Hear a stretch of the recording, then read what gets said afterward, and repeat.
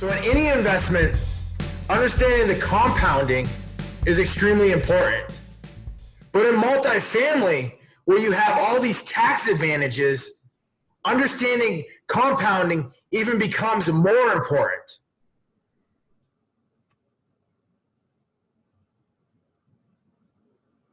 So compound interest is the eighth wonder of the world. I didn't create the eighth wonder of the world. Albert Einstein created the eighth wonder of the world. It's the eighth wonder of the world because it's the most powerful thing that Albert Einstein has seen or ever encountered.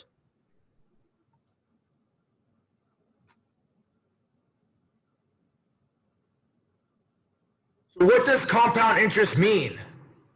Ryan, you want to walk them through what compound interest means? Absolutely. So let's just say we've got a simple example here. And in one example, we've got an investment that's going to compound. And in another one, we've got an investment that's not going to compound, right? And by compounding, we mean we're going to leave the profits invested, right? We're going to leave the profits invested so that, you know, when it compounds and when that growth occurs, you're growing not just your base, but also your previous profits that occurred over prior periods, right? So what do I mean by that? Let's just walk through this first example that compounds, right? So $50,000, your total investment after year one, and this is a 10% return calculation, right? So you're earning 10% on your money each year. So in the compounding example, you put $50,000 in, your 10% generates you $5,000 year one, right? You're going to keep those profits invested, let them compound, and now your total investment is $55,000, right? You've kept the profits, and now you're going to take that in year two and grow that 10% again. So this is not now 10% on $50,000. This is 10% on $55,000, which is going to yield you $5,500 in profits. Now you can keep that going, right? You can keep that compounding in your investment. So now your total is $60,500, right? Year three, you've got $6,050 as your profits. And it keeps rolling like that, guys. So not only does your total investment build, but your annual profits at 10% is also building. Your annual profits grows higher and higher every year.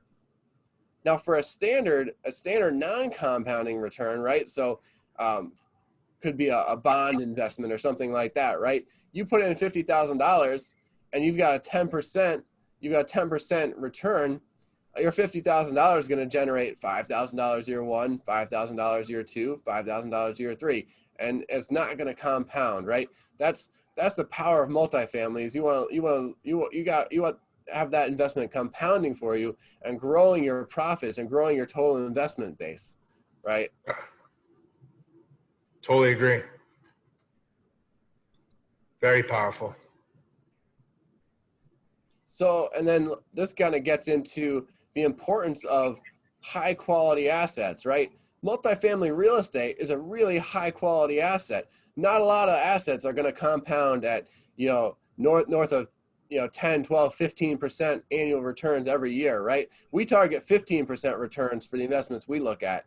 Let's compare that to some other investments that you could make. CDs right now, what do you get for CDs? Maybe 1%, maybe less.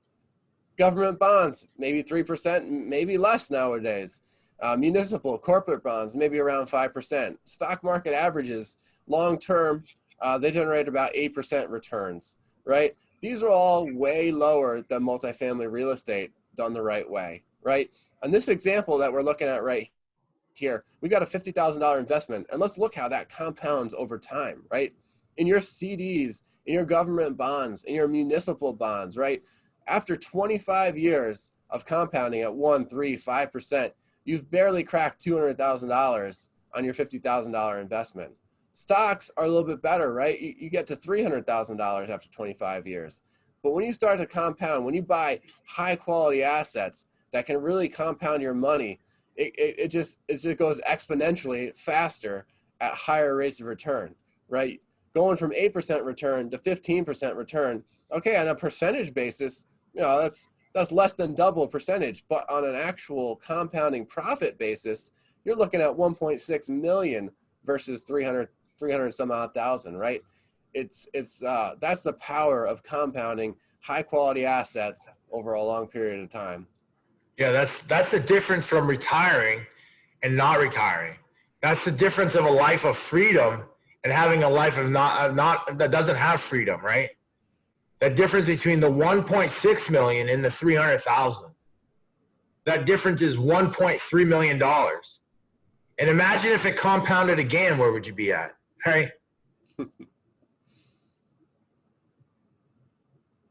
Yeah, and right, this assumes no tax in this model, right? But you know, if you've got a brokerage account, it's over 25 years. It's quite possible that you would have bought and sold some stocks over that time, right? And you know, when you do that within a lot of types of brokerage accounts, you have to pay your capital gains tax.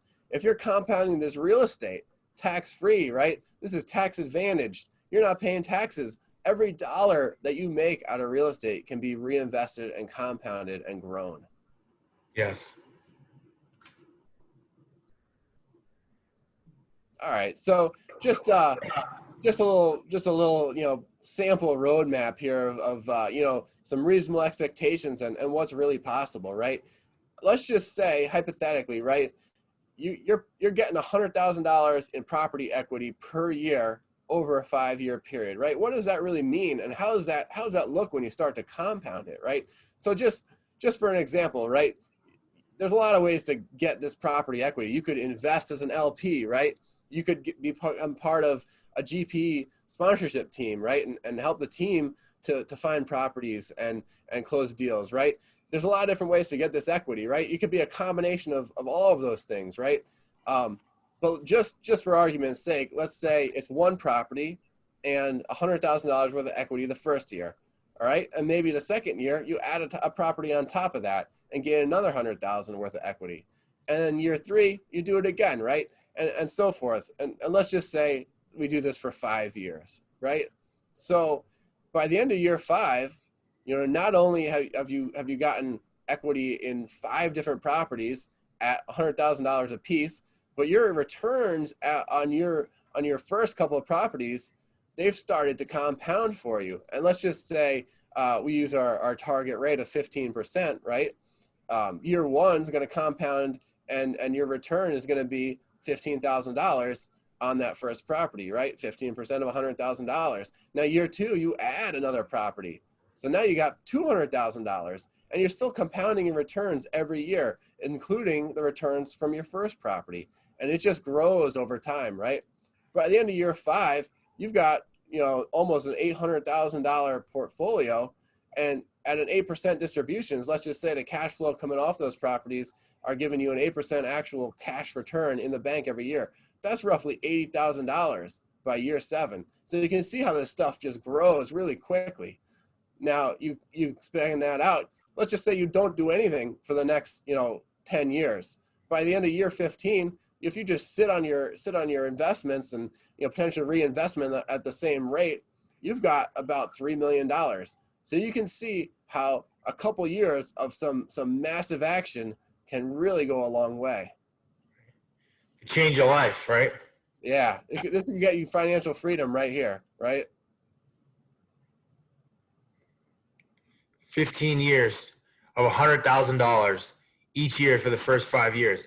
And this doesn't need to be your $100,000. You can gain this equity through being a money raiser by bringing sweat equity to the table, right? This can be a number of things to gain equity without bringing your own capital to the table.